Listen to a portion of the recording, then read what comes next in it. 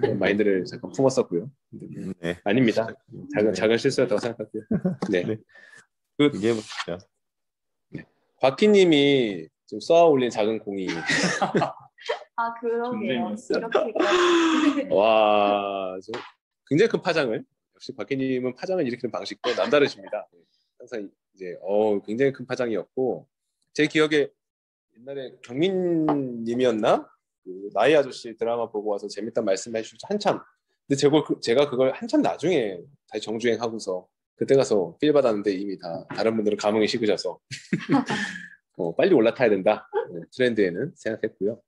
재밌게 읽고 있습니다. 다 못 읽어서 딱 절반 읽었어요. 그래서 오시기 전에 이제 민서님 통해서 뒷부분 내용을 우선 오늘 예, 저 22편까지. 이야기를 또 따라가야 되기 때문에 우선 들었고 아마 다 이제 컨텐츠는 소화하신 상태로 알고 얘기를 하면 진행할 수 있을 것 같아요. 그래서 다 모이셔서 말씀해 주면 좋겠지만 오늘 논의는 참석하신 분들끼리 좀 자유롭게 디스커션 해도 좋겠고 이게 이건 특별히 발제자가 없는 것 같아요. 그죠? 네. 사실은 곽희님이 진행을 해주셨으면 좋겠다고 생각하려고 그랬는데 또 이런 식으로 또 한 번에 순번을 턴을 했다라고 넘어가실까봐 그런 기회는 드릴 수 없어서 요거의 어떤 발제는 그냥 자유롭게 그냥 자유 디스커션.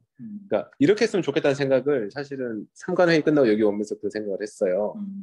그러니까 우리 회사에 김 부장이라는 사람이 있는데 이렇게 생각하고 제가 이제 김 부장이라는 사람에 대해서 우리가 마치 팀장이 있고 팀원인데 다 공유하고 있는 것처럼 그런 김 부장이라는 사람이 있다고 생각하고 한번 얘기를 해봤으면 어떨까?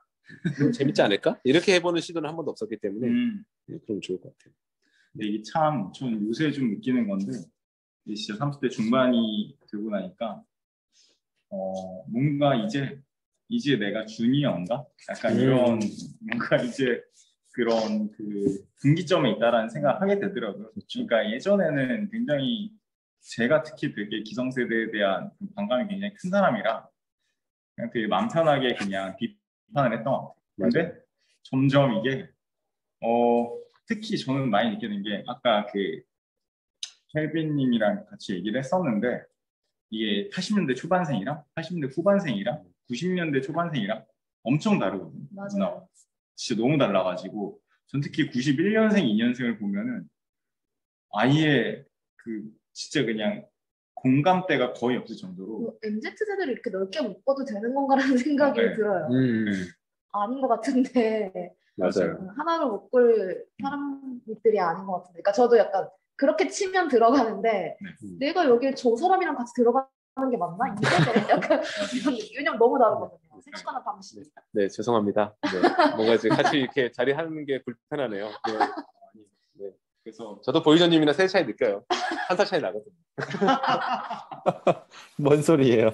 근데 저는 저의 밑에 뭐 한 4살, 5살까지는 사실 그런 생각을 안 해봤는데 이게 제가 위에 가고 밑에 사람을 바라봐서 그런 건지 아니면 이 사이가 분기점인 건지 저의 세대와 제 윗세대, 그러니까 80년대 초반생 분들을 생각했을 때보다 저와 이제 80년대 후반생, 90년대 초반생을 생각했을 때 더 많이 괴리감이 심하게 느껴지고 그게 되게 빠르게 바뀌는 것 같아요. 진행되는 것 같아요. 맞습니다.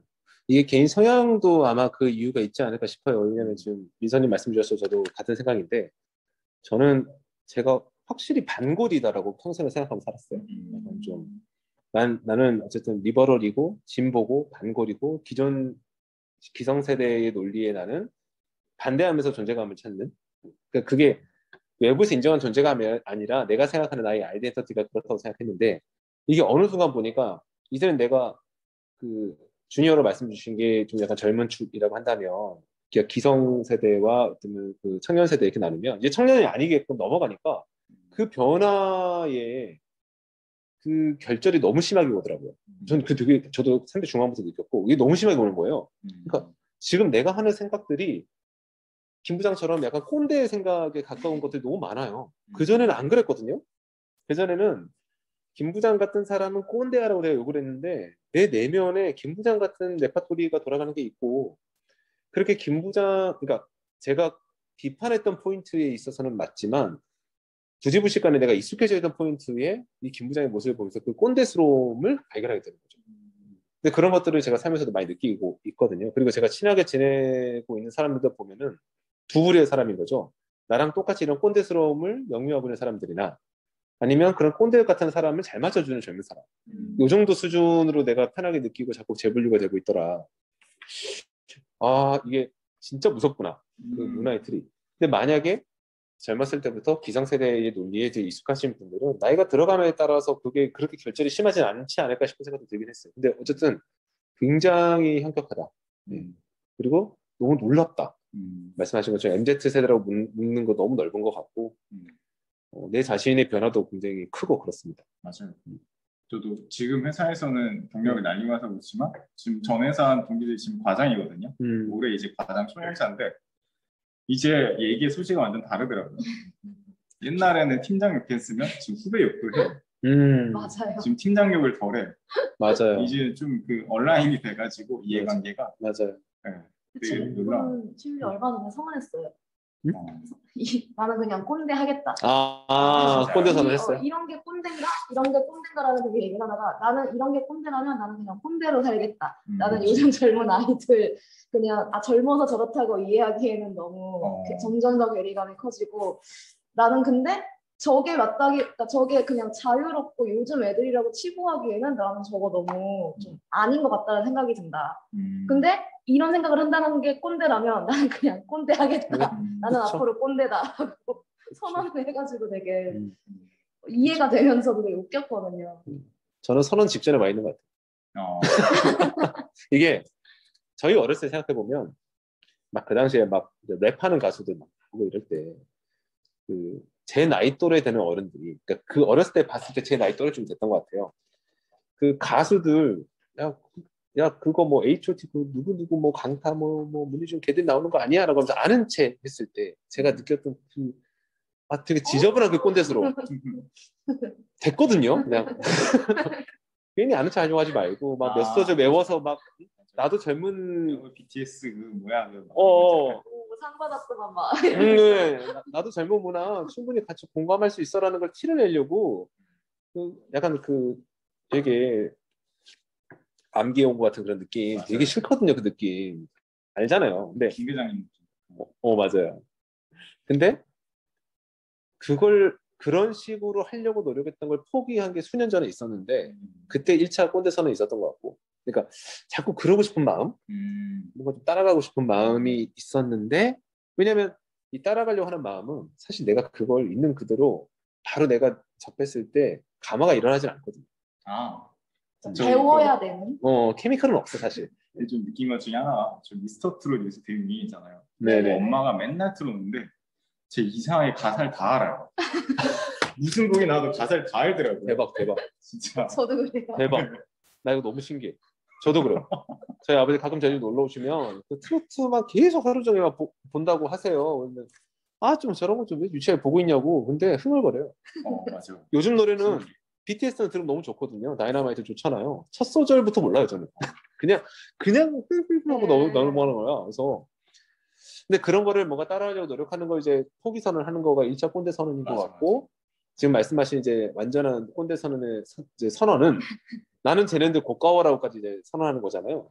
나는 저거 이해 안 되고 처음에는 그래 젊으니까 저렇겠지라고 했는데 이제는 저거는 젊다는 걸로 그냥 받아들일 수 없다. 저것은 무례한 것이다. 선언을 했어요. 저건 틀린 거야. 그리고 여기 좀 더 나가면은 저놈들 뜯어 고쳐야 돼. 쟤네들은 저렇게 하면은 야 나라 망한다. 이 나라 망한다 얘기 나오면 이제 가스통 들고 나오는 거죠. 어떻게 되려고 우리 조직이야 이런 느낌으로. 맞아요. 진짜 돼가고 있다고 너는 정말 확실히 꼰대가 돼가고 있다라고. 꼰대라는 게 한번 꼰대라는 키워드 한번 깊게 곱씹어 보고 싶긴 해요. 꼰대란 말을.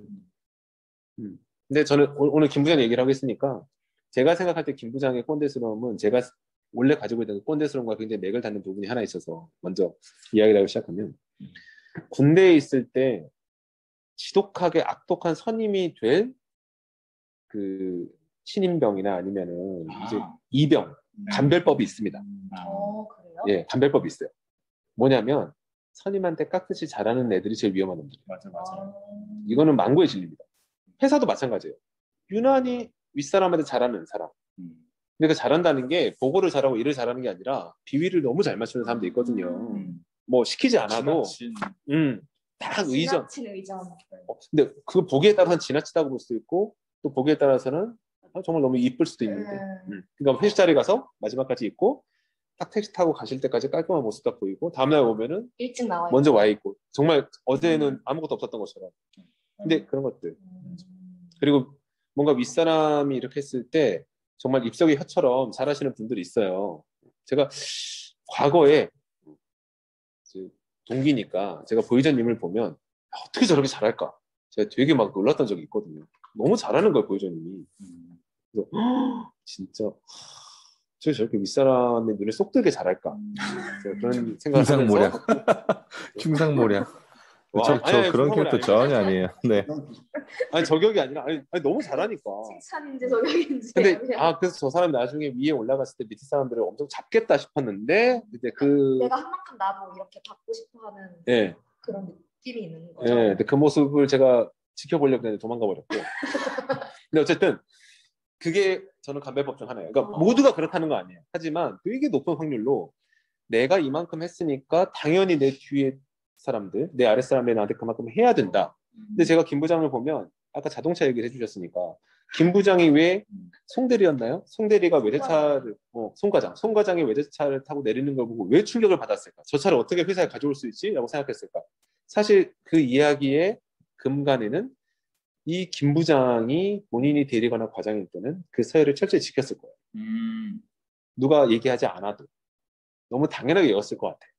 위에 내 상사가 그랜저를 타고 다니면 부장이 그랜저를 타고 오시니까 나는 아반떼나 소나타를 타야 되는 게 너무 당연했고 한 번도 그걸 의심한 적이 없었고 그것도 뭐 하지 않았지만 뭘 하지 않지만 만약에 그걸 눈치 없이 똑같이 그랜저를 뽑는 친구가 있으면 쟤 봐라 사회생활 저렇게 하는 거 아닌데 속으로 그렇게 생각했을 것이다.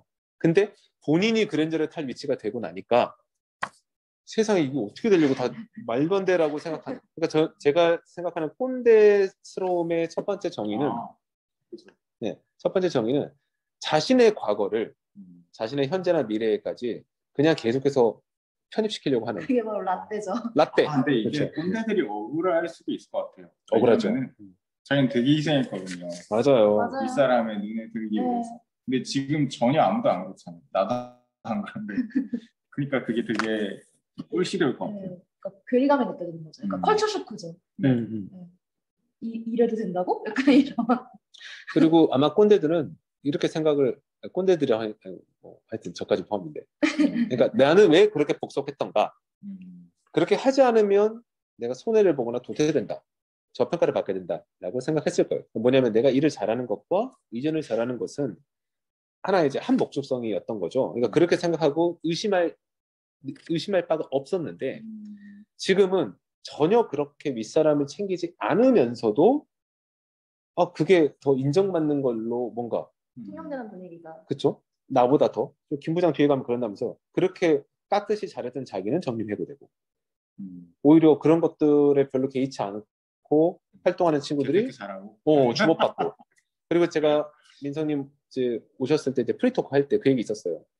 그런 꼰대스러운 사람들이 생각했던 세상에 그런 철저한 어떤 위계질서와 성공의 방정식은 큰 오차 없이 유지가 됐는데 지금의 세대에서는 이게 완전히 흔들리고 이제 혼돈스럽진 거죠. 그분들 입장에 봤을 때.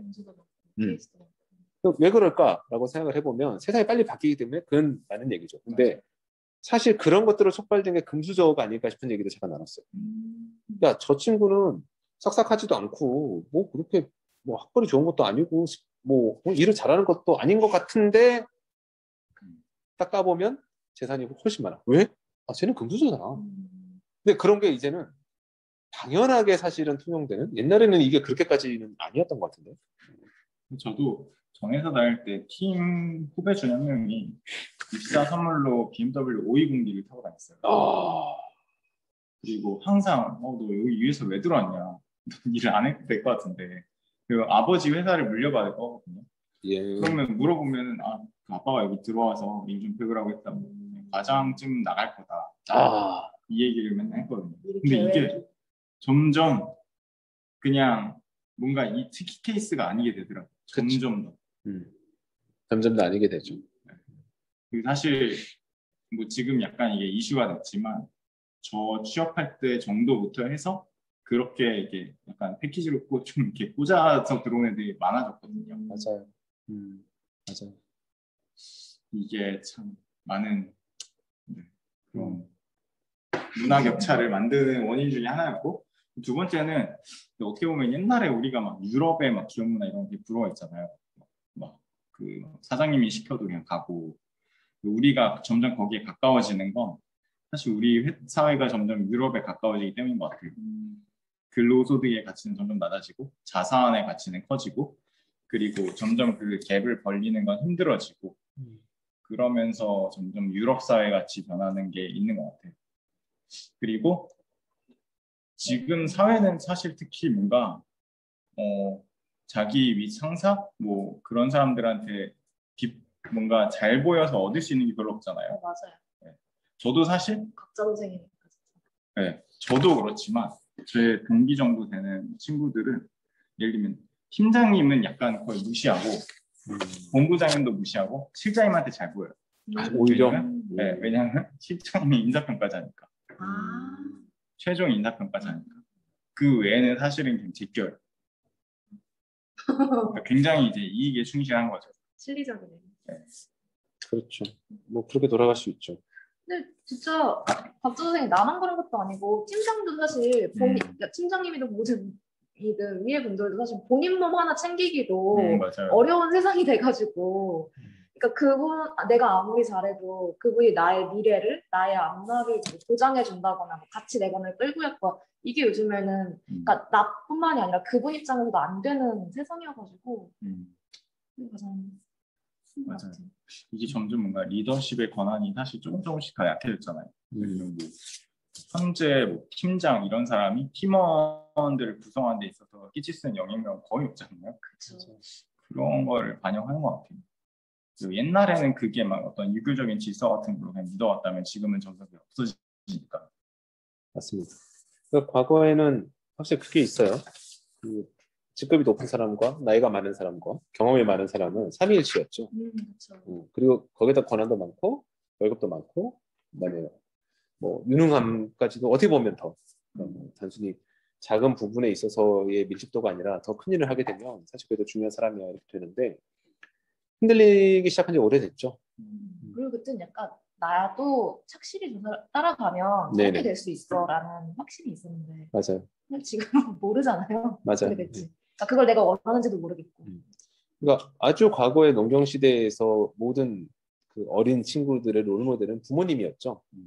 그러니까 아들은 자기 아버지가 롤모델이고 나도 이제 새벽 닭이 울면은 농사를 지으러 밭에 가야 되는구나. 그다음에 여자 그 딸들은 새벽 닭이 울기 전에 부엌에 가서 밥을 해야 되는구나. 이게 그냥 롤모델로 딱 굳어진 현상이니까. 근데 나중에 지나오면서 저는 산업사회에 넘어가면서 자기 부모님을 롤모델을 삼는 것은 더 이상 유효하지 않는 시대가 된 것 같아요. 그게 아니라 내가 진학한 어떤 학교, 그다음에 전공, 그리고 그다음에 내 커리어, 거기서 내 롤모델이 있는 거고 그렇게 따라갔는데 이제 그게 해체되는 시대. 더 이상 이 커리어마저도 어떻게 될지 모르는 그때마다 흥망성쇠가 바뀌고 사람이 바뀌고 하니까 말씀하신 것처럼 각자 도생이고 내가 타고난 그 숟가락의 색깔과 그리고 앞으로 내 주머니에 채워질 코인 이걸 갖고 이제 살아가는 거지. 뭐 내가 누구를 따라가면 저 사람이 나를 어떻게 해주는 것은 소위 말한 라인이라는 게 오늘 김 부장의 사례에서 저는 그 부분 보였거든요. 김 부장은 철저히 라인 관리를 정말 열심히 하는 사람이었어요.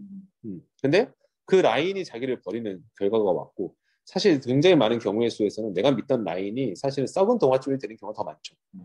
한 손에 사라지는 거니까. 이게 참 이 어떤 얘기에서 가장 큰 교훈은 사실 우리가 그냥 비판할 거 말고 교훈을 찾자면은 그 상무가 얘기했던 그 오마카세 먹으면서 했던 그 조언도 있잖아요.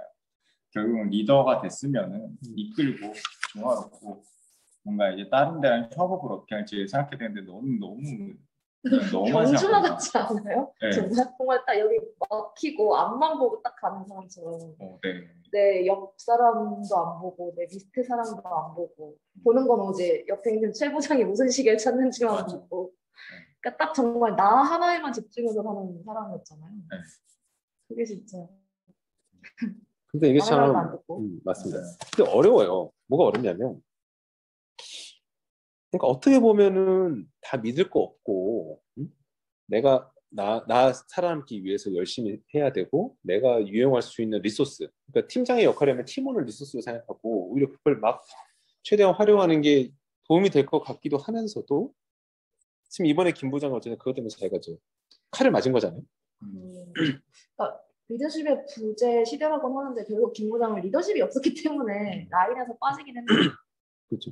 근데 저는 자꾸 이제 김 부장한테 감정이입을 하는 건 제가 꼰대에 가까웠기 때문에 너무 짜네요. 너무 불쌍해요. 처음에는 진짜 싫었는데 사실 마지막에 마지막에 마지막에 또 부럽고 부임은 있죠. 자식과 부인이 있죠.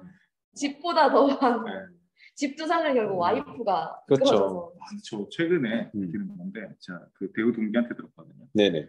그 동기의 그 팀 선배가 승진을 해서 돌아왔어요. 과장에서 차장으로. 근데 집에 가서 자기 진급했다 그러니까 그 와이프가 진급하면 뭐 하냐. 너 월급 그냥 몇십만 원 오르는 건데 지금 진급할 새에 지금 집값이 얼마나 올랐는지 아냐. 그런 일을 열심히 하지 말고 좀 그런 거에나 좀 집중하지 왜 그랬냐라고 해서 이혼했어요. 이혼했어요? 네. 오, 되게 극단적인 대박. 케이스네요. 그죠. 실제로 이런 일이 있더라고요. 그냥 이게 진짜 기사에 나온 일이 아니더라고요. 한 달이 걸쳐서 그런 일이 실제로 발생하더라고요. 되게 네. 충격적이네요. 충격이죠 이거. 네. 어떻게 보면 가치관이 안 맞는 걸 그렇죠. 시작을 한 건데. 근데 이게 아까 말씀했던 어떤 근로소득과 자산소득의 격차. 글로벌 트렌드를 보면 심해지겠죠. 네. 이렇게까지 유동성을 풀었는데 그 유동성 어디 갔겠어요? 만약 자산의 가치가 오르지 않는다 그러면은 뭐 음모론을 펼쳐야겠죠. 어딘가 그 돈을 다 흡수해서 쌓아놨다는 돈. 네. 한동안 진짜 이 음모론이 좀 통했었죠. 그랬었죠. 중국이 국채 사고 있었잖아요. 네. 이렇게 저는 자산 가치가 오르는 것, 그러니까 자산의 가치가 오르는 게 아니라 자산의 가격이 오르는 거죠. 근데 그 가격은 서로 교환 가능하니까 근로소득으로 벌어들이는 돈의 가치가 상대적으로 자꾸 줄어드는 건데 되게 우픈 일이죠. 슬픈 일이고. 그게 이제 기회를 가진 사람과 못 가진 사람은 자꾸 나뉘니까 사람은 누구나 다 어디선가 살고 있고 가족과 함께 먹고 자고 하는데 거기가 자가냐 전세냐 이거 가지고 또 큰 회기도 그어지니까 되게 김 부장 보면서 지금의 사람들이 연연하는 게 이런 모습이구나라는 생각이 들었어요. 슬펐어요. 특히 상가될 때 너무 슬펐어요. 맞아. 진짜 어떻게 그런 말도 안 되는 걸 할 수가 있나. 제가 사실 이거를 본 게 어디 무슨 카페에서 어떤 분이 정말 김 부장처럼 어디에 뭐가 재개발이 돼서 아파트가 들어서고 뭐 지하철이 들어올 거라는 이렇게 얘기가 있어서 거기에 상가를 살까 하는데 어떨까요? 혹시 아시는 분 있나요? 이 글을 올려서 누가 댓글로 이거 보시라고 달아준 거였어요. 니마 그 상가를 사지 마오라고 하면서 이걸 달아준 거였어요. 그래서 거기서 보기 시작한 거거든요. 되게 약간 보면서 그 사람도 이런 기분으로 약간 좀 절박함과 그런 기분으로 상가를 살려는 거였겠지? 라는 생각이 들어서 정말 좀 되게 그렇죠. 하이퍼 리얼리티가 느껴지더라고요. 저는 실제로 남의 일 아니라. 네 맞습니다. 저는 실제로 제가 좀 친하게 지내는 사람들은 좀 나이가 많으신 분들이 좀 많아질까라고 제가 생각을 좀 하고 있긴 한데 이제 가깝게 지내시는 분들 중에 되게 부동산 유능하신 분이 계세요. 또 전문 분야가 또 이 상가 쪽이에요. 본인은 주택도 해보려고 그랬는데 상가가 더 맞는 것 같다고 또 얼마 전에 말씀도 해주셨고 처음에 저희 만났으면 얘기하시다가 본인이 하시는 일 얘기하실 때 책도 여러 권 내셨고 그 말씀을 하셨어요. 직장인들이 진짜 인생의 마지막 종잣돈 가지고 너무 섣부르게 베팅하는 거를 보면 자기는 사실 그걸 좀 한밀고 잡아주고 싶다 얘기 많이 하시는데 이게 사람 심리가 그렇다는 거죠. 그러니까 이분이 상대하는 분, 그러니까 이분은 지금 나이가 한 50대시죠. 이분이 상대하는 분들이 사실은 혼자 벌어서 매벌이해서 직장 생활해가지고 가족을 꾸렸는데 지금 사실은 생애 주기를 보면 너무 빨리 퇴직하신 세대인 거죠. 불안감이 밀려오는 겁니다. 그래서 내가 계속 안정적으로 받던 월급을 어디선가 받고 싶어요. 그때 유혹이 들어오는 게 따박따박 월세. 근데 이 따박따박 월세를 하는 그 열풍이 부는데, 그러니까 실제로 이 퇴직이 많아지게 되면은 부동산 시장은 그 사람들이 이제 수요자가 된다는 거예요. 특히 상가, 오피스텔 너무너무 많이 지금 지어놓은 것들에 대해서. 근데 이분들이 문제는 잘 모른다는 거예요. 그러니까 그렇죠. 매일 치킨을 시켜 먹지만 맛있는 치킨 만드는 법 모르잖아요. 매일 내가 담배 사러 편의점 가지만 편의점 어떻게 돌리는지 모르잖아요. 마찬가지로 다들 뭐 상가나 오피스텔 하나씩 하니까 나도 해야겠다 싶어가지고 막 정보를 검색하기 시작하면 그 정보는 그쵸. 쫙 빼입고 다가오는 그런 그 소위 분양꾼들, 맨날 그 분양꾼들은 그냥 딱 돈 주면 커미션 주면은 거기 딱 분양 차려가지고 한 1년 동안 막 팔아 제끼고 막 그다음에 또 얻고 나면 또 이동하고 막 하거든요. 근데 그런 분양꾼들의 내용 속에서만 홍수 속에서 하다가 점점 시간은 이제 압박되어 오고 뭔가 결정해야 될 것 같고 지금 결정하지 않으면 좋은 게 다 날아가는 것 같고 막 그 압박 속에 뭔가 덜컥 결정을 하는데 문제는 이 폭탄 돌리기에 잡는 거고 포부가 되는 거죠. 그래서 그거 막아주고 싶다는 얘기 많이 하시는데 생각해 보면은 충분히 그럴 수 있다. 그 상황에 몰리면 그러니까 그것은 그러니까 저는 그게 굉장히 공감되면서 막 슬펐어요. 그렇게 뻔히 안 될 것 같은 분양상가를 덜컥 그냥 퇴직금 가지고 사버리는 그 마음이 일확천금을 바라는 마음이 아니라는 거에 너무 슬펐어요. 아 이게 이번 정권 들어서 태양광 가지고 이런 게 많아요. 태양광 사업한다고 했는데 뭐 그러니까 이게 계약 시기에 따라서 조금 계약 조건이 많이 달라졌는데 뒤에 하면 뒤에 할수록 이런 사실은 분양, 그러니까 신도시 상가 같은 경우가 많았다고 하더라고요. 저희 회사도 알아보셨었거든요. 네, 전기공사. 그렇게 쉽게 돈 버는 게 있으면 왜 그 소식이 엄마한테까지 들리겠냐고. 저도 항상 그런 얘기 많이. 그 얘기가 거기까지 왔다는 얘기는 아이고 그쵸. 얼마나 밀려서 끝물이란 뜻인데. 도대체 그 채권이 얼마나 되팔이를 많이 돼서 여기까지 왔을까? 진짜 김 부장도 진짜 막 엄청 크게 되고 싶었던 게 아니라 그냥 따박따박 뭐 그쵸. 200만 원, 300만 원 와이프한테 갖다 주고 지금처럼. 네. 그러고 싶었던 것뿐이었을 텐데. 그러니까 저는 그 캐시플로우에 대한 심리가 다르다는 느낌이 있어요. 그러니까 젊은 사람들 모두 그런 건 아니겠지만 젊은 사람들이 바라는 어떤 그 투자 혹은 투기라고 불리기도 하지만 그것을 바라보는 캐시플로우의 마음은 좀 일확천금이거나 아니면 최대한 빨리 좀 자유로워지고 싶은 앞으로 나한테 다가올 싶다. 그렇죠. 집을 사고 싶다. 그러니까 앞으로 다가올 어떤 그 노동 노역에서 빨리 벗어나고 싶은 경제적 자유. 그렇죠. 경제 자유인 거죠. 근데 저는 나이가 있으신 분들이 그러니까 움직이는 그 모습은 사실은 지금의 관성을 유지하고 싶은 거예요. 저는 그게 더 크다고 느꼈거든요. 그러니까 그게 슬펐던 거예요. 왜냐면 지금까지 캐시플로우의 관성은 나의 희생으로 만들어졌는데 내가 이제 희생을 하겠다 해도 써주는 데가 없네. 근데 어쨌든 그 캐시플로우를 계속 가져와서 지금 내 가족이라는 이 엔진을 돌리는 건 나의 책무인 것이고 내가 그렇게 하는 방법이 뭐야? 근데 직장인은 사실 회사라는 큰 기계장치의 부속품이기 때문에 여기 이 부속품 하나가 따로 떨어져 나가서 자가동력 할 수 있는 게 없어요. 내가 할 수 있는 게 뭐가 있겠어요? 아랫사람들한테 일 나눠주고 그 정해진 날짜에 취합해서 내용 적당히 엮은 위에 보고하고 그런 어떤 정보의 통로 역할만 하던 사람은 윗사람도 없고 아랫사람도 없고 어디 가서 뭘 하겠어요. 모든 분야의 전문가도 아니고 기술이. 그렇죠. 그래서 당연히 퇴직 세대가 많아지면은 제일 먼저 뜨는 데가 큰 기술 없이도 뭔가 돈을 벌 수 있을 것 같은 치킨집, 편의점, 뭐 약간 펜션도 한때 열풍이 불었었죠. 펜션이 또 이름이 또 펜션이야. 근데 이마저도 사실은 너무 쉬우니까 경쟁이 폭증하면서 결국은 다 이렇게 사실 되는 게 없다 보니까 이제 내가 뭘 비즈니스를 한다는 것 자체는 내 삶도 너무 없고 전문 기술도 없고 경쟁도 치열하니까 차라리 나는 플랫폼을 제공하고 싶어. 그 안에 되는 것에 무엇이 와서 살고 죽든 간에 생사를 하든 간에 나는 그래서 돈을 벌면 되는 거 아니겠어? 저는 그게 이제 건물주, 상가 분양을 받는 임차인이 되는 것 같고 임대인이 되는 것 같고. 처음에 뭐 몽팽이 친구를 되게 무시했잖아요. 무시하죠. 그냥 백수 아니냐고 하고 그것도 엄청 힘든 휴대폰 일이고, 나갔다고. 네, 힘든 일이고 되게 그러니까 어느 정도 그것도 노동이 들어가는 일이잖아요. 관리를 하고 이러는 걸. 맞아. 그러니까 너무 이 대기업이라는 온실 안에서 맞습니다. 너무 오랫동안 곱게 그러니까 있었던 이걸 것 같아요. 경계할 이게 취한단 말이죠. 네. 조직과 자기를 일치시키는 거죠. 그리고 그렇게 오래 있으면 그걸 인정하기 힘들 것 같아요. 내가 사실은 밖에서 별거 아니다.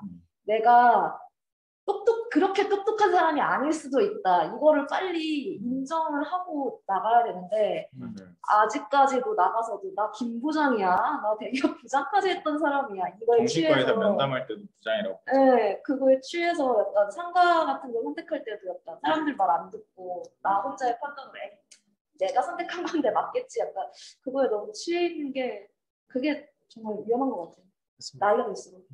그게 이제 할아버지들이 자꾸 해병대 옷 입고 나오는 거 뭐가 다르겠어요. 그러니까 본인의 자아 인식을 본인의 과거의 최고 본인이 생각할 때 그 절정의 순간 그 순간으로 자꾸 박제하고 싶은 거죠.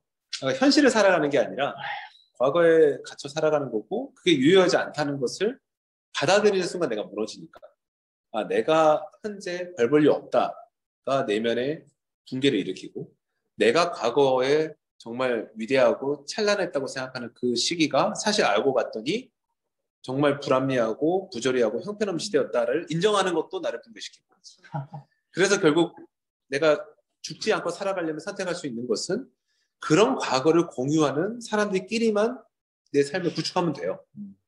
그래서 할아버지들이 해병대 옷 입고 다 태극기 들고 모이면은 그 순간 지금 어쨌든 내가 1분 1초를 살아가면서 가장 만족도가 높을 테니까. 근데 그것이 그렇게 한쪽에 밀어놓는 그 할아버지들만의 모습이 아니라 저는 이제 모든 영역에 전반적으로 이루어지지 않나. 뭐 어떤 투자를 하는 소모임이라든지 아니면 젊은 세대 입장에서도 그 경험을 공유하는 사람들이 또 모이게 되고 그러면서 이제 젊은 사람들한테 과거의 영광의 순간이 없다고 하면 그들이 바라는 어떤 환상의 순간을 상정해 놓고 그들끼리 모이고 그러니까 심리는 다 비슷하지 않나 싶어요. 영차. 네. 리딩방에 들어와서. 근데 제가 말씀 이제 좀 약간 원점으로 돌아오면은 결국은 제 생각이 꼰대는 자기 동일성을 포기하지 않는 데서 출발하는 것 같아요. 결국은 사회가 변하고 나도 변해야 되는데 그걸 포기하는 순간이 있잖아요. 이제 더 이상 대중가요 나 못 따라가니까 난 옛날에 듣던 거 들을래. 뭐 이거는 그냥 되게 그냥 아주 일부의 어떤 그런 거고 결국은 자기 자신을 바꾸기가 귀찮아지는 순간이 없잖아요. 그때를 경계해야 되는 것 같아요. 그렇죠. 그걸 나이스하게 받아들이면 참 네. 좋은데 나도 좋고 주변 사람도 좋고 그러니까 나이스하게 송 과장이 하는 조언을 받아들이고 김대리의 외제차를 받아들이고 그러니까 김대리 외제차 지금은 컬처 쇼크일지 모르지만 친구들 모임에 갔을 때 친구들이 요즘은 다 그래 했을 때 아 그래 세상이 많이 변했구나 하고서 받아들였으면 사실 이렇게까지 힘들어지지 않았을 텐데 그러니까 그거를 끝까지 포기 못한 그게 가장 김 부장을 외롭게 만든 것 같아요. 맞아요. 결국에는. 참 근데 저는 그 사람한테 이렇게 부러운 재능 중에 하나가 말도 안 되는 소리 잘 들어주는 사람도 있잖아요. 진짜 대단하죠. 진짜 저는 그걸 잘 못하거든요. 혹시 저도 못해요. MBTI T신가요? 그럴걸요? 저는 심지어 제 MBTI를 살면서 수없이 들었잖아요. 기억이 안 나요. 영광님이랑 같아요. 저는 제 MBTI 뭔지 기억이 안 나는 것도 몰라요. 그만큼 안 들어요. 그러니까 MBTI가 나에 대한 얘기인데도 안 들어요. 그냥 그런가. 그러니까 아무튼 맞죠. 저도 굉장히 공감하는데, 근데 약간 다른 결로 제가 자꾸 김 부장을 옹호하는 쪽으로 얘기하게 되는 거는 나이가 있어서 그런 것 같아요. 근데 제 스스로가 느끼는 그런 게 있어요. 목표가 뭐냐? 이 목표라는 것이 그러니까 삶의 성공이냐? 삶의 만족이냐? 여러 가지 생각을 하게 되죠. 근데 어렸을 때는 삶의 성공인데 나이가 들수록 삶의 만족 쪽으로 추가 기울어요. 왜냐면 사실 이제부터 막 내가 뭐 이제 새로운 전공을 통해서 막 이제 인생을 이렇게 나갈 거야라는 아니잖아요. 사실 이제는 뭐 그런 건 아니고 내가 지금까지 살아왔던 인생 경로에서 쭉 앞으로 이제 살아갈 텐데 만약에 제가 인생의 반환점을 돌았다면 뭐 나이적으나 모든 걸 따졌을 때 만약 돌았다면 그때 내 머릿속에 들어오는 생각은 인생의 만족을 많이 생각을 하게 될 텐데 성공과 만족이 약간 겹쳐 있으니까 이제 다른 여러 가지 모습이 나올 수 있습니다. 이제 남아있는 시간을 자꾸 생각하게 돼요. 근데 그건 모두 공감하실 거라 생각하는데 이전에는 내가 운영할 수 있는 자유로운 시간의 포션이 컸죠. 시간이 영향이 많았어요. 그래서 내가 이걸 하자고 이걸 하면 됐고, 아니면 이 사람이 아닌 다른 사람을 만날 수 있었는데 지금은 모든 게 많이 짜여져 있다 보니까 그 시간이 절대적으로 부족하고, 나는 내 그 시간 동안에 어쨌든 나의 만족, 나의 충족감을 추구하는 것이 내 하루하루의 삶을 아깝지 않게 보내는 거예요. 내가 굉장히 불편하고 굉장히 어렵고, 근데 그런 것들이 정말 진리면 모르겠어. 하지만 무엇이 진리인지는 몰라, 사실은. 그러니까 꼰대의 세대에서 봤을 때 젊은 사람들이 하는 게, 야, 저게 진리다. 송 과장이 하는 게 진리다. 송 과장을 롤모델을 삼고 가면 되죠. 나이가 어리면 어때? 직급이 어리면 어때? 그래 가면 되는데, 사실 리얼 라이프에서 가장 어려운 점은 나랑 지금 내가 되게 불편해, 저 사람 하는 캐릭터가. 근데 저 사람이 지금 그렇다고 완전히 사회 도태를 당하는 내가 알고 있던 정답의 세계랑은 달라. 그래도 어쨌든 어느 정도 인정받고 또 어느 정도 자기가 나름의 삶을 살고 있는 것 같아. 근데 저 사람이 정말 인생에 내가 롤모델 살 만한 사람인지 모르겠어. 솔직히. 모르겠어. 그러면 마지막에 결론은 어떻게 되냐면, 그냥 내 마음 편하고 나 즐거운 걸로 내 시간을 채우자라는 쪽으로, 그게 어쨌든 유일하게 검증된 것이니까. 그러니까 저는 무라카미 하루키 소설에 나온 상실의 시에 나오는 대목처럼 시간의 세례, 시간의 검증을 받지 않은 책은 읽지 않아 라고 말하는 말이 저는 인생에도 보면, 어쨌든 내가 알 수 있는 정확한 내 나름의 주관적인 진리는 내가 겪어온 시간에서 증명된 것밖에 없다는 거죠. 내가 경험해보지 않은 내 바깥에 있는 것들은 맞는지 틀린지 모르겠고, 그게 저 사람들에겐 정답일 수 있어. 근데 그게 나에게도 정답일까? 그건 아직 검증되지 않았어. 그럼 계속해서 그 검증되지 않은 것들을 내 안에 집어넣고 그 충돌 실험을 거쳐가면서 앞으로 인생을 보내는 것, 그게 굉장히 의미 있을 때도 있었는데, 사실 인생이 이제 후반기로 가면 갈수록 이제 그럴 수 없게 되는, 이게 만약에 돈, 경제에 관련된 부분과 맞물리면 정말 이제는 잃어서는 안 되는 판돈이 된 거예요. 잃어서는 안 되는 판돈을 쥐고 갬블링 그 도박판에 앉았을 때 심리를 생각하면 사실은 남들 다 가는 쪽으로 따라가죠.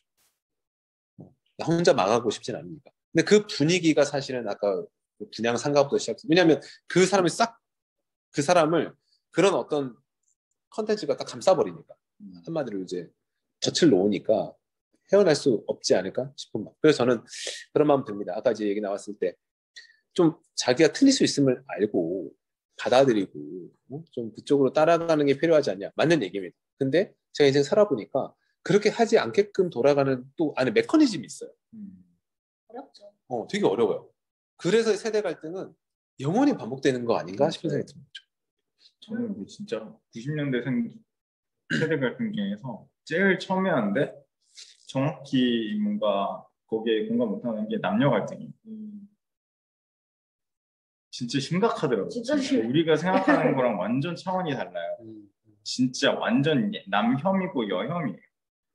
90년대 한 92년생 정도부터는 진짜 완전 다른 세계더라고요. 심각하다고 저는 생각해요. 아들, 딸을 다 키우는 입장으로서. 그래서 진짜 그 군대 얘기도 갑자기 또 꺼내더라고요. 그렇죠.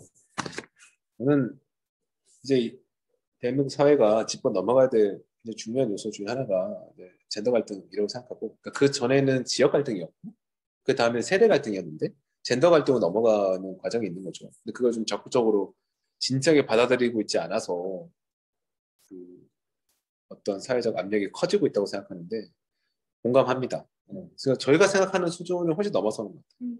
맞아요. 더 공부해질 것 같아요. 근데 이게 사실은 이런 갈등이 가장 원초적이고 지금 유치한 거거든요. 그러니까 지역 갈등, 세대 갈등, 젠더 갈등 세 가지 놓고 봤을 때 이 세 가지 공통점이 뭐냐면 의심할 여지가 없이 구분이 가능하다는 거예요. 저는 그래서 너무 유치한 것 같아요. 그리고 자기가 선택한 게 아니라는 것도 또 그렇죠. 맞아요. 이게 마치 그 야구나 축구에서 그 지역 간의 대표 그 구단들이 싸울 때 응원하면서 응원전 벌이는 거랑 되게 유사하거든요. 내가 부산 태어났기 때문에 롯데 팬인 거예요. 무조건 롯데만 무조건 좋아. 나 맨유에 태어났으니까 맨체스터 태어났으니까 맨유만 응원하고 막 이런 것처럼 사실 조금만 떨어져 보면 되게 유치하거든요. 맥락이 없어. 그냥 천성적으로 나한테 부여된 그 역할을 그러니까 충실한 거예요. 근데 저는 세대, 그러니까 지역, 세대, 젠더 세 가지 모두가 다 타고났고 구분 가능하고 아군과 적군이에요. 그러니까 이렇게 한번 전선을 펼치면 그 다음부터는 내가 갈등을 겪을 필요가 없게끔 점점 공고화되지 않나 싶은 생각이 있습니다. 안타깝습니다. 근데 이제 지역 갈등은 제가 볼 때는 당연히 해소가 되는 거고 해소되고 있어요. 왜? 이동이 자유로우니까. 저만 해도 벌써 고향이 어디고 이제 이사 다닐 때 보면은 막 경기도 추워하고 있잖아요 지금. 그러니까 지역 갈등은 지역에 이동이 없을 때만 그 선이 명확한데 이제는 누구도 고향 어디냐고 안 물어보잖아요. 의미가 없어져 버렸어요. 세대 갈등은 제가 볼 때는 쪽수 싸움인데 뭐 이제 쪽수 싸움으로 좀 밀려가는 거고 여전히 세대 갈등은 있지만 결국은 머릿수가 많은 사람의 민주주의니까 의사결정으로 의사결정이 되는 거고 수가 적은 사람은 반발하지만 또 어쩔 수가 없고 힘으로 제압하는 느낌 갈등은 있지만 젠더 갈등은 굉장히 큰 문제라고 생각하는 것이 아무리 남녀의 비율이 어그러진다 하더라도 세상이 반으로 쪼개진 일이에요. 그래서 이 부분을 되게 세밀하게 다뤄야 되는데 지금 그쪽 접근 못하고 있다고 좀 봐요. 맞아요. 그게 초딩 수준으로 접근을 하죠. 국민 개병제. 사람들이 점점 그러니까 옛날에는 그러니까 저 고등학교 때만 해도 그러니까 뭐 뭐를 논술을 위해서든 그냥 뭐 교양을 위해서든 종이 신문을 보니까 다 봤더라고요. 조중동도 보고 한겨레도 보고 다 봤단 말이에요. 그러니까 이런 얘기도 듣고 저런 얘기도 듣고 어라 이 사람은 또 이렇게 얘기하네 있었는데 지금은 사실 큐레이션이라는 명목하에 내가 좋아하고 내가 원하는 것만 더 공고히 해주잖아요. 저는 이게 되게 큰 문제라고 생각해요. 맞아요. 그러니까 내 세상에서는 이 말이 정답인 거예요.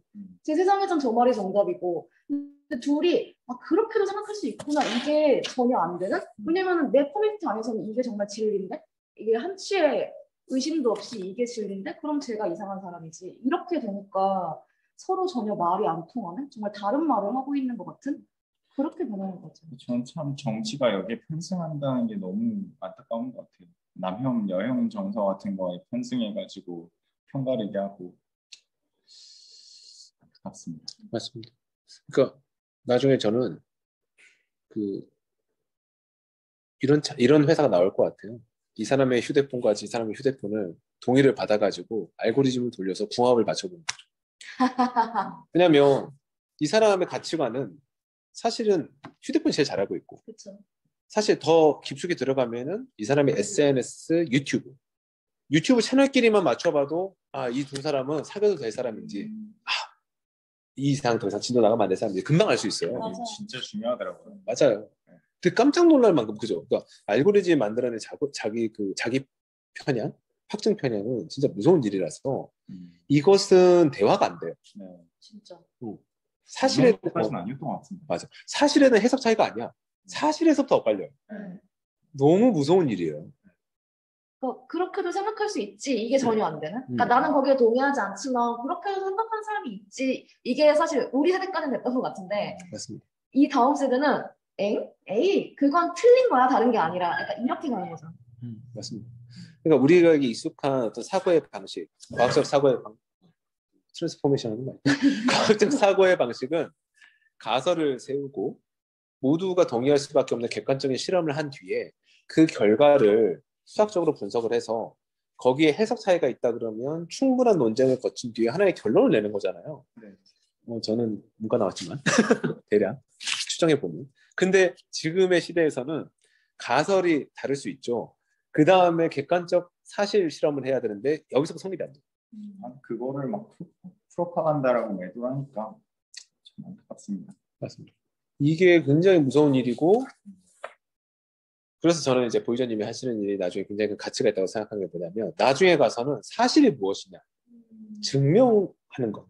사실을 증명해 놓을 수 있는 하나의 기준점이 굉장히 중요한 거예요. 과거에는 그것을 그 뉴스에 나왔잖아. 신문에 나왔잖아. 그러면 끝났어요.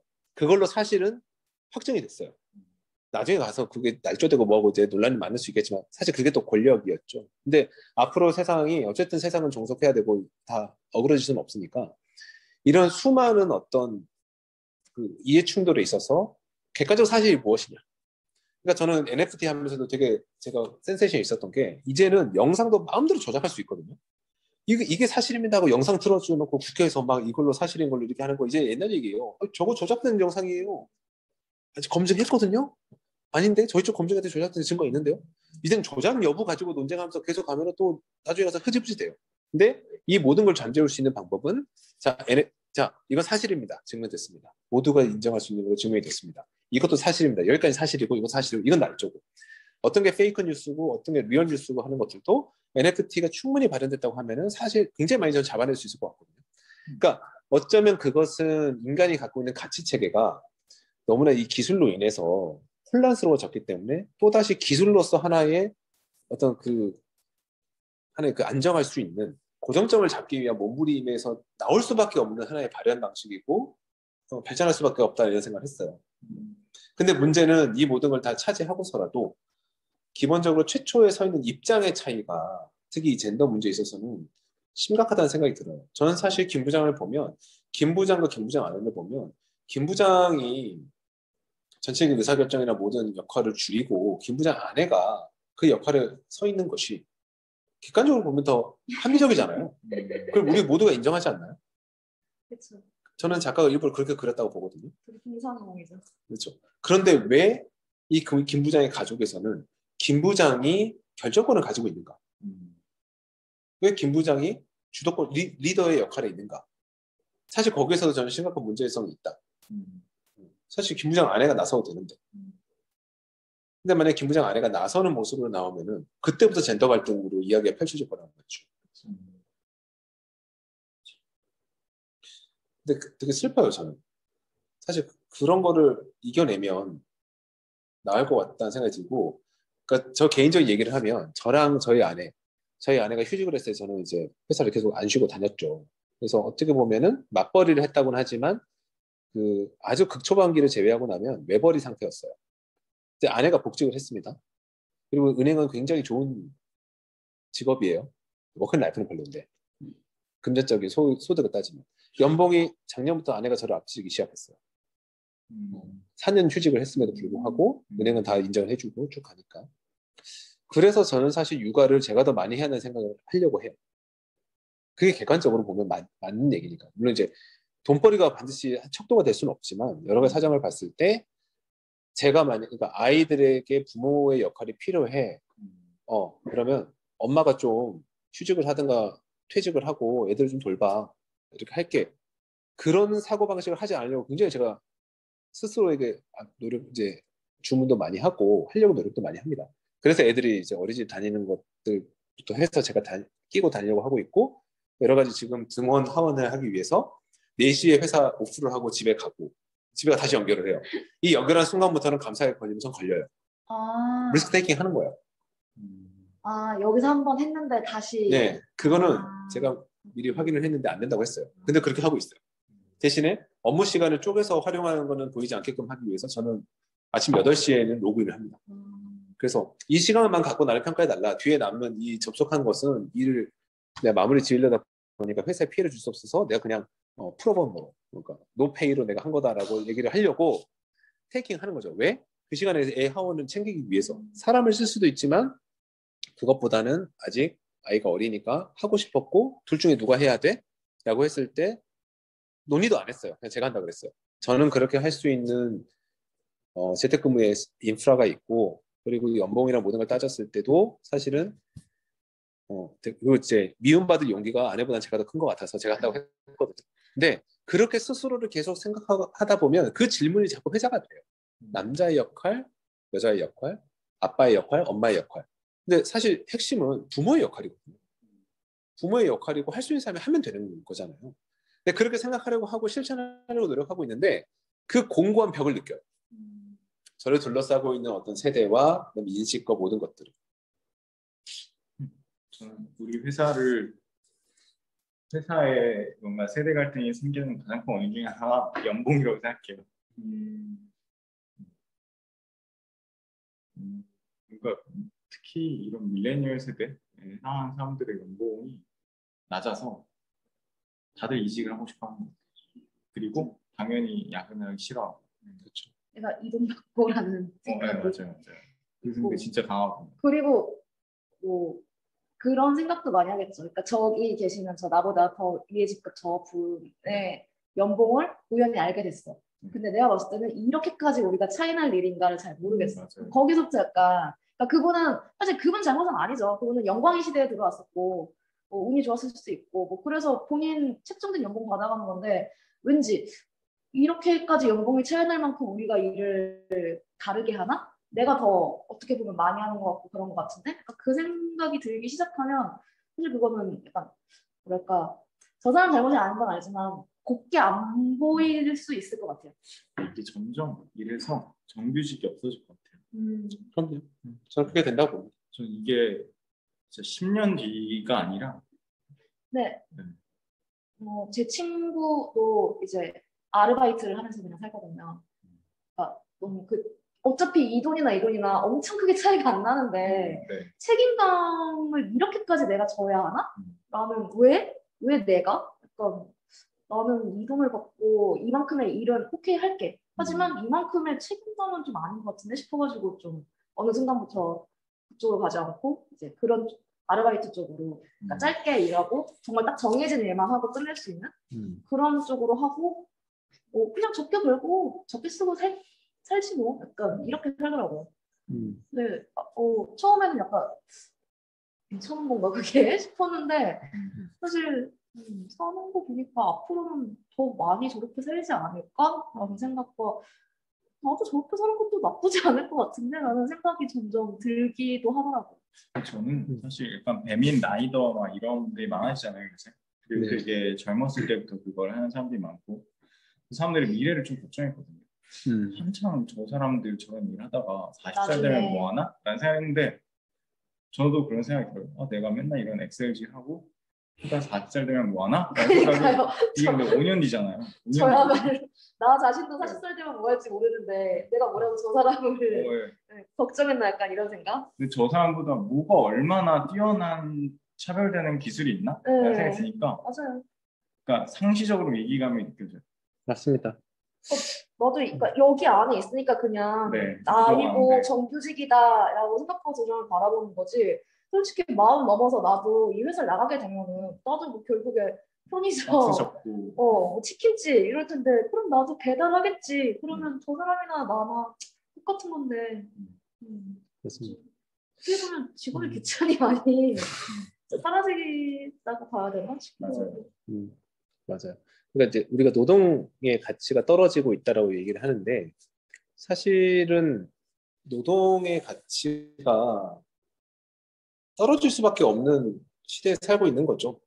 그러니까 피지컬한 노동은 기계가 대체를 하고 있고, 그다음에 굉장히 그 어떤 우리가 이제 지식으로 날리지의 노동은 사실은 귀하지 않아요 이제. 그렇죠. 옛날에는 대학만 나오면 부장 이런 거 없는 거잖아요. 그리고 여러 가지 사회 제도나 아니면 흐름이 내가 1억을 줄게. 내가 1억만큼 일하겠습니다. 내가 생각할 때 1시간 나는 100만 원씩이니까 1억을 하려면은 얼마 일을 해야겠다. 이런 식으로 계산하는 게 아니라 1억을 줄게. 기분 좋다. 내가 딴 데는 8천 준다는데 1억을 준다네. 땡큐. 근데 1억이 계산된 근거가 뭐죠? 근로시간 이렇게 돼 있어. 오케이. 그럼 이 근로시간까지만 일을 해야겠다. 너무나 당연한. 그러니까 뭐냐면 돈을 적게 줘서 더 일한다는 것도 있지만 정말로 계약에 근거해서 이제는 사고방식이 돌아간다는 거죠. 이 계약을 넘어서는 건 이제 불법이래 이제 더더군다나. 그렇다면 더더구나 내가 더 일을 해야 될 이유가 없어지는 거고 내가 이렇게 일을 함으로써 계약을 어기면서까지 내가 일을 더함으로써 내가 얻을 수 있는 효익은 윗사람의 눈도장인데 이 윗사람도 불안해 내가 볼 때. 책임져 줄 수 있는 사람들이 아니야. 그리고 그렇게 더 내가 열정페이를 지불하면 지불할수록 모두가 열정페이를 줄이고 있는 상황이기 때문에 나한테만 몰려도 일이. 쟤한테 시키면 하루 어쨌든 오늘 결과를 볼 수 있고 쟤한테 시키면은 땡 하면 가니까. 그런 게 점점 몇 사이클이 돌고 흐름이 지나다 보면은 사실은 모두가 계약직이죠. 사실 저는 정규직 계약직은 안 맞는 말이라고 생각하고 정규직 임시직이 맞는 얘기고 모두가 다 계약직인데 저는 계약직으로 돌아갈 것 같고 저 같은 경우는 팩토링이라는 이 상품을 수년에 걸쳐서 설계부터 시작해서 운영까지 하고 있습니다. 그러면 전체 원사이클 돌아봤으니까 나는 그나마 이 회사에서 밖에 혼자 떨어져 나갔을 때 뭔가를 해볼 수 있는 그래도 어떤 전체에 대한 역량을 갖췄니? 택도 없습니다. 나가면 아무것도 못합니다. 그런가요? 아무것도 못합니다. 이거는 그래도 약간의 경험자로서 할 얘기인데 아무것도 못하고요. 기껏해 할 수 있는 건 어떤 설계도 짜가지고 지금까지 살아오면서 이제 축적한 인맥에 비벼가면서 대기업 투자를 받거나 대기업의 프로젝트 넘기는 역할을 하겠죠. 혼자서 A to Z 뭔가 스스로 만들어내는 역할 절대 못합니다. 왜? 시작 관점이 달라서 그래요. 이 회사의 조직원으로서 내가 BM을 바라보면서 거기에 최적화된 걸 짰던 사람이 광야에 나가서 혼자 바라보면서 내가 회사에 있는 것처럼 생각하고 BM을 바라보잖아요. 정신과 가서 내가 김 부장이었습니다라고 말하는 김 부장 되는 거예요. 그러니까 관점이 달라지면 다 달라지는 거고 다 다시 재조입하고 설계해야 되는 건데 그렇게 보고 놓고 생각하면 사실은 세상은 그렇죠. 점점 더 파편화되고 단기화되고 근데 앞으로 우리는 살아가야 되니까 그러다 보니 우리는 사실 그냥 내 자신을 지키는 쪽으로 가는데 이 자신을 지키는 방향으로 간다는 것이 내가 맺은 계약에 근거해서 합법화된 틀 안에서 어쨌든 내 자신이 계속 세상의 흐름에 맞고 내가 원하는 거에 맞고 계속해서 앞으로 연속적으로 좀 더 할 수 있는 그러니까 시간이 나의 가치를 올려주는 세상이 아니다 보니까 내가 이것저것 했을 때 개발자분들 제가 고용할 때 보면 그렇거든요. 나이가 많은 개발자분들이 영민하면 떨어져요. 하지만 선호가 돼요. 왜? 경험이 많다 보니까 이런저런 케이스에 대해서 훨씬 더 좀 더 폭이 넓은 면이 있어요. 나는 나중에 내가 세상에 나가가지고 만약 한다면 나는 어떻게 보일까? 라고 했을 때 아, 나는 지금부터 내가 하고 싶은 거 뭔가 조금씩 해야 되나? 경민님 보면 열심히 하고 있지 않습니까? 브런치 열심히 글도 기재하시고 저는 경민님이 향후에 그 광야에 홀로 섰을 때에 어떻게 살아가야 되는지의 노력을 굉장히 잘하고 있다고 생각해요. 물론 이제 비춰지는 게 그것만 갖고 이제 보니까 그렇지만 저는 나중에 경민님은 그러니까 조직에 속해 있지 않는다 하더라도 본인만의 뭔가의 크리에이션이 가능한 노력과 훈련을 되게 잘하고 계신다. 이제 퀄리티 높고요. 그게 약간 80년대 한 중후반 정도부터의 특징인 것 같아요. 그런가요? 항상 불안감. 취업할 때도 불안했으니까. 취업이 진짜 안 되니까. 그래서 항상 자기개발을 하는 것 같아요. 그렇죠. 근데 또 그거를 제 입장에서 보면 불안감이거든요. 근데 좀 생각도 좀 달리 해보려고 해요. 뭐냐면 꼭 손만 잡으면 이제 100년 해로 해야 돼. 이렇게 생각하는 옛날 사고방식이 저는 비웃었거든요. 아, 연애할 수 있지. 무슨 뭐 남녀 출세 부동산 보고 근데 무슨 얘기야. 막 어처구니가 없어. 막 이랬거든요. 저 어렸을 때 대학 MT 가면 처음에 그 대학 신입생 가면은 여자들 몇 명은 안 오고 그랬어요. 집에서 아빠가 안 보내줘가지고 곤란해진다고 막 이런 것도 있었어요. 근데 너무 웃겼죠 그때는. 물란이란 단어 되게 오랜만에 들어요. 물란이라는 단어. 요즘은 안 쓰는. 그렇죠. 근데 제가 살아오면서 결혼을 했지만 이혼을 할 수도 있는, 그러니까 이혼이 이제는 결격 사유가 되지 않는, 지금도 뭐 아주 자유롭진 않지만 그런 시대가 되었고, 나중에는 결혼 자체도 미루는, 나중에는 비혼, 이제 더 나아가서는 이제 썸, 연애도 너무 무거워, 썸 정도까지만. 근데 뭔가 직업도 그렇지 않나?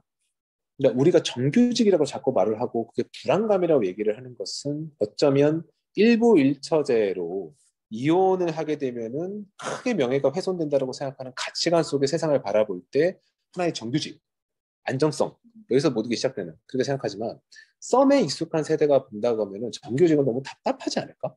물론 못 나가게 막는 건 아니지만 하나의 회사를 10년을 다녔어. 어디다 갖다 써? 이제는 너무 꼭 맞는 부속품이 돼서 이거 떼다 어디 갖다 쓸 데가 없는 거예요. 저를 보고 하는 얘기겠죠. 그렇게 생각이 들 것 같다. 그래서 불안하다고 보기보다는 그냥 자유롭다고 생각할 수도 있지 않을까라는 생각을 많이 해보려고 해요.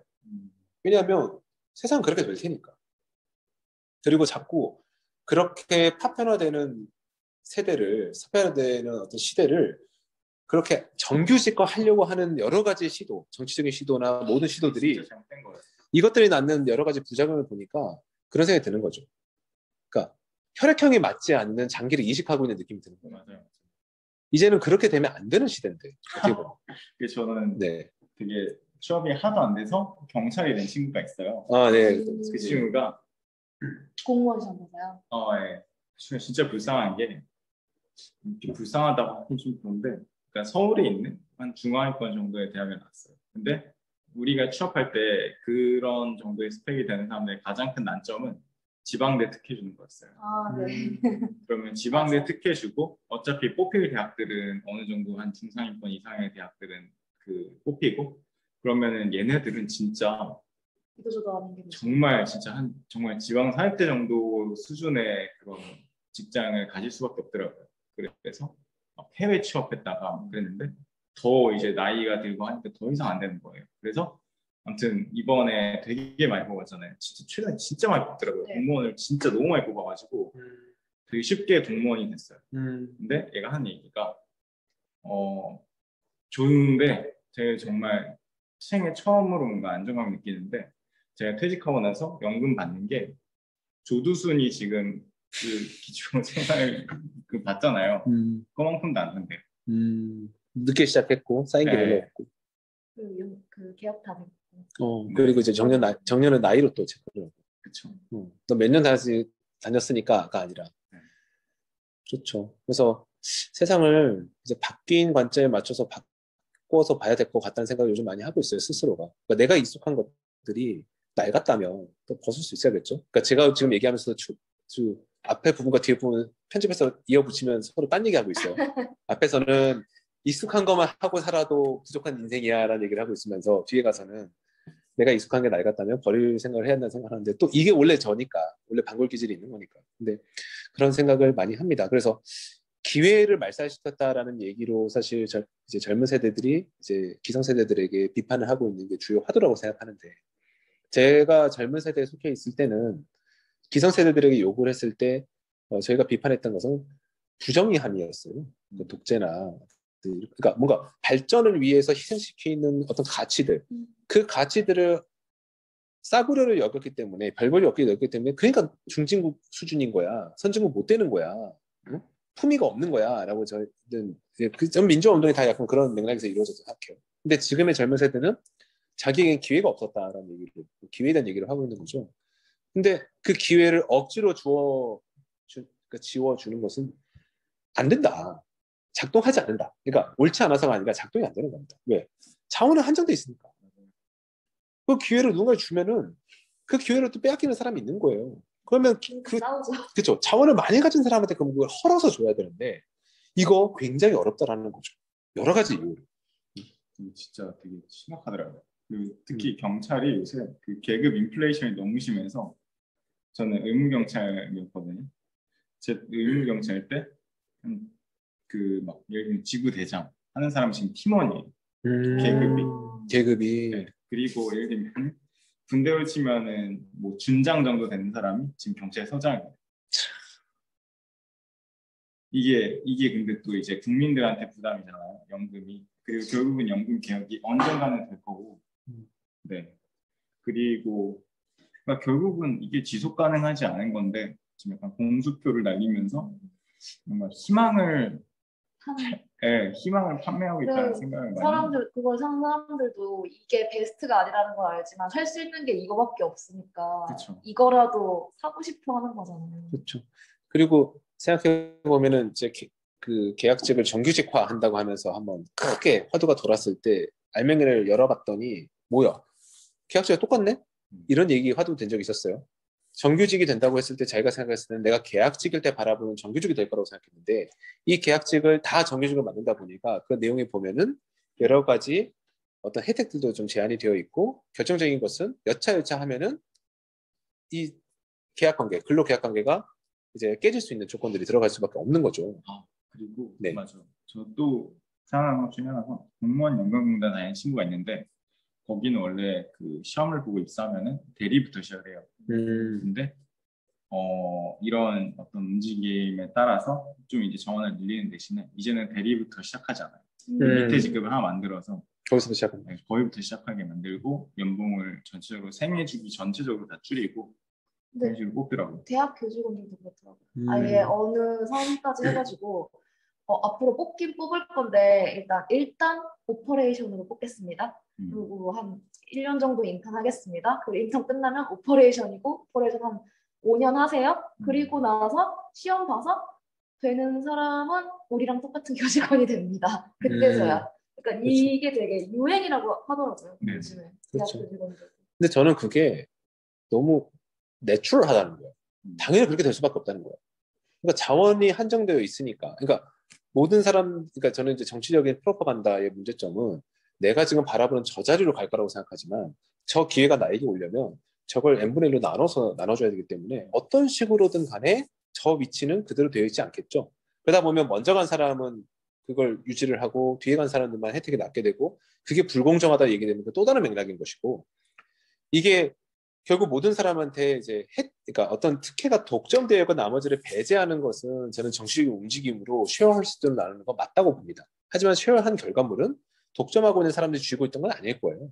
당연히 더 가치가 떨어진 상태로 나눠지겠죠. 그러니까 10,000원짜리를 10원짜리로 1,000개 바꿔서 1,000명한테 나눠주는 거가 될 수밖에 없어요.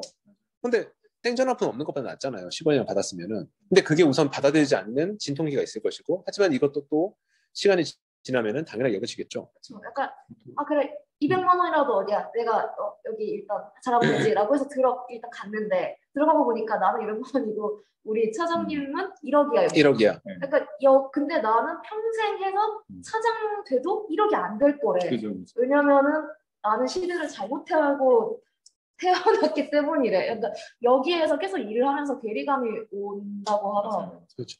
근데 이게 그러면은 어떤 반발력을 해서 위 앞을 깨야 되는데 이게 또 전체적인 맥락을 보면 이 차장은 지금 계속해서 캐시플로우를 벌어오던 김 부장처럼 그 캐시플로우를 벌어온 걸 가지고 그 한 가정, 더 넓게 보면 그 하나의 어떤 그 커뮤니티가 이걸 기본값으로 계속해서 형성되었기 때문에 더더군다나 이 현재 자본주의의 가장 큰 문제점은 지금의 캐시플로우가 앞으로 유지될 걸 전제로 해서 미래의 가치를 끌고 왔어요. 그게 금융인 것이고 그러다 보니까 지금 이 사람들을 갑자기 낮추는 행위는 사실 사회의 하나의 그러니까 붕괴되는 수준의 문제. 그러다 보면 어떤 결정을 하게 되냐면 이제 막 시작하는 사람들의 기본값을 낮추는 거죠. 세팅값을. 왜냐면 이 사람들은 낮춰도 지금 붕괴될 게 없으니까. 가진 사람들은 붕괴되면 큰일 나니까. 저는 이 맥락 속에서 계속해서 재생산되는 어떤 그 세대 갈등이 일종의 계급 갈등으로 번지고 나아가는다고 생각하고요. 안 뺏기죠. 이분들 일단 기득권인데 그 상태에서는 그렇죠. 네. 절대 그걸 내 걸 나눠주거나 뺏기고 싶지 않지. 이 기득권에 칼을 대는 거는 거의 전쟁 수준 아니면 사실 칼 못 댑니다. 이게 성립할 수가 없어요. 내가 어느 날 갑자기 국가에서 시책이 나왔기 때문에 모든 차장들의 연봉을 30% 낮추겠습니다. 그리고 직원을 많이 뽑겠습니다. 그래서 가결됐습니다. 그러면 당장 이 차장들에 해당하는 사람들은 이사를 가야 되는 거죠. 더 이상 내가 살고 있는 집을 유지할 수 없겠죠. 왜냐면 그 소득에 맞춰서 인프라가 갖춰졌기 때문에.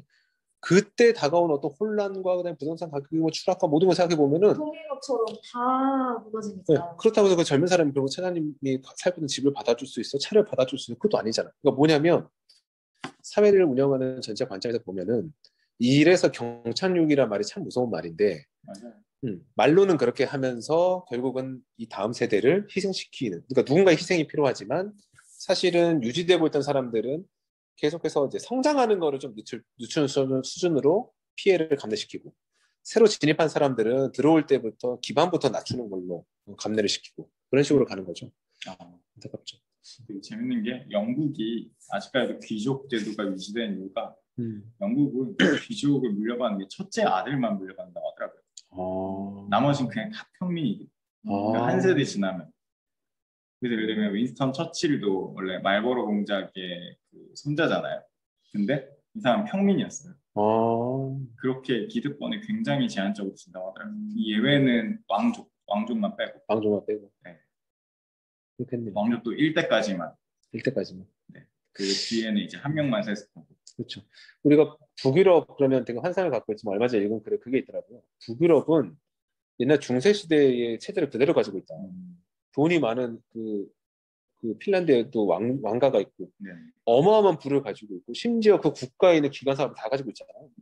그 나머지 대다수의 국민들은 그 사람들이 소박해서가 아니라 어차피 위로 올라갈 수 있는 사다리가 없기 때문에 그래서 그 사람들은 집에서 그냥 책 읽고 돈이 없으니까 책 읽고 그냥 온천 가서 하고 그냥 밤에 나돌아다니지 않고 그냥 그렇게 사는 거라는 거예요.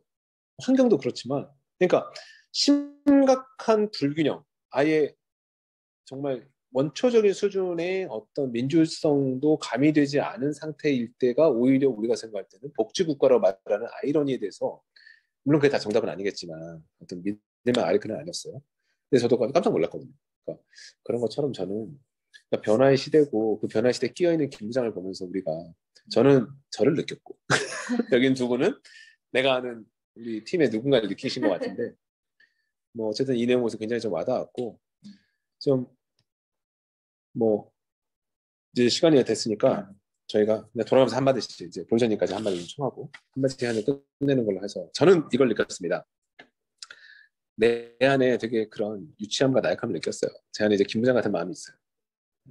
뭐냐면 내가 내 자신에 대해서 그 확실한 중점을 저는 평생 살면서 내 주관을 잡자. 내 주체성을 잡자. 나만의 가치관, 생각을 가자. 내 생각으로 살자라는 걸 화두로 삼고 살았음에도 불구하고 그것이 불안해서인지 자꾸만 비교하려고 들고 그래서 내 머릿속에 나보다 더 나을 수 없는 누군가의 존재 분류를 했던 것 같아요. 그러다 보니까 그 사람이 나중에 알고 봤더니 나보다 더 나은 점이 있어. 뭐 더 좋은 집을 산다거나 더 좋은 차를 타거나 아는 게 많다거나 아니면 인기가 많다거나 그게 굉장히 큰 스트레스로 저한테 한 번씩 올 때가 있어요. 깜짝 놀라면서 너 그런 면이 있어. 야, 너 진짜 멋지다. 그러면 진심을 축하해 주냐? 마음속에 내가 잘못된 건 내가 밝히고 말 거야라는 억까 심정이 있든지 아니면은 인정하고 싶지 않은 욕구 막 얘기하고 싶지 않은 욕구 막 이런 게 있어요. 정말 그 치졸한 모습이 김 부장한테 있는 걸 보면서 제가 깜짝 놀랐어요. 지금부터 제 단톡방에 제 카톡에 보면은 계속 새로운 이야기들이 올라오는 단톡방이 있는데 제가 말을 하지 않는 단톡방이 말을 하는 단톡방보다 더 많아요.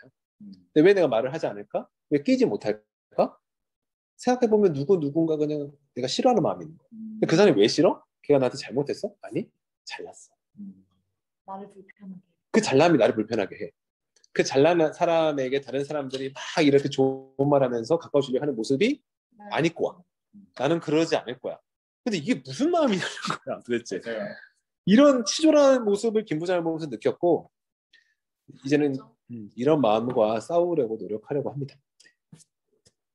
먼저 저는 안 그래도 이거 보기 전에도 요즘에 제가 한 팀에 지금 한 회사에 한 팀에 6년째 있는 거니까 내가 너무 고인물이 아닌가 라는 생각을 되게 많이 하거든요. 그러니까 이게 어떻게 보면은 안정적이라는 뜻이고 좋게 생각하면은 이 분야에서는 그러니까 뭐 자료실, 기업 문화팀의 이거에서는 내가 되게 잘 안다. 나는 그 부분에 대해서 많이 알고 있고 많이 해왔다. 그리고 내 삶도 어떻게 보면은 어제 하던 일을 오늘 하고 그렇게 해왔으니까 안정적이다라는 뜻인데 안정적인 걸 반대로 생각하면 고여있다는 뜻 아닌가? 라는 생각을 해서 되게 고민이 있었는데 혼자 이 김 부장님을 보고 약간 좀